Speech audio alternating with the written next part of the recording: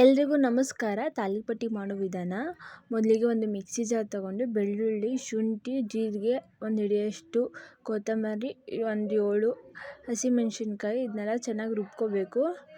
ಮೊದಲಿಗೆ ಗೋಧಿ ಹಿಟ್ಟು, ಜೋಳದ ಹಿಟ್ಟು, ಕಡಲೆ ಹಿಟ್ಟು, ಸ್ವಲ್ಪ ಅಕ್ಕಿ ಹಿಟ್ಟು, ಒಂಚೂರು ಮೈದಾ,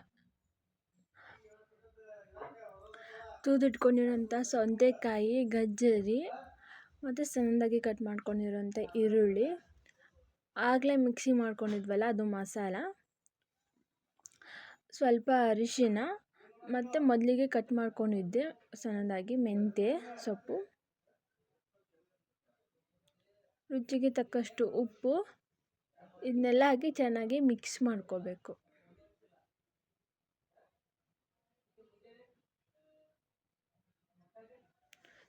ಸ್ವಲ್ಪ ನೀರು ಹಾಕ್ಕೊಂಡು ಒಂದು 2 ಮಿನಿಟ್ಸ್ ನಾದ್ಕೋಬೇಕು ಆ ಹಿಟ್ಟನ್ನ. ಆಮೇಲೆ ಒಂದು ಪ್ಲಾಸ್ಟಿಕ್ ಪೇಪರ್ ಮೇಲೆ ಆಯಿಲ್ನ ಹಾಕಿ ಸ್ವಲ್ಪ ಹಿಟ್ಟನ್ನ ತಗೊಂಡು ಅದನ್ನು ಚೆನ್ನಾಗಿ ಬಡಿಬೇಕು. ಒಂದು ರೌಂಡ್ ದೊಡ್ಡದಾಗಿ ಚಪಾತಿ ಟೈಪ್ ಬರೋವರೆಗೂ ಅದನ್ನ ರೌಂಡಾಗಿ ಬಡ್ಕೋಬೇಕು. ಆಮೇಲೆ ಕಾದಿರೋ ತವೆ ಮೇಲೆ ಅದನ್ನ ಹಾಕಿ ಆಯಿಲ್ನ ಹಾಕಬೇಕು. ಆಮೇಲೆ 2 ಸೈಡ್ ಬೇಯಿಸ್ಕೋಬೇಕು. ಅದಾದಮೇಲೆ ತಾಲಿಪಟ್ಟಿ ರೆಡಿ ಆಗುತ್ತೆ. Thank you for watching this video.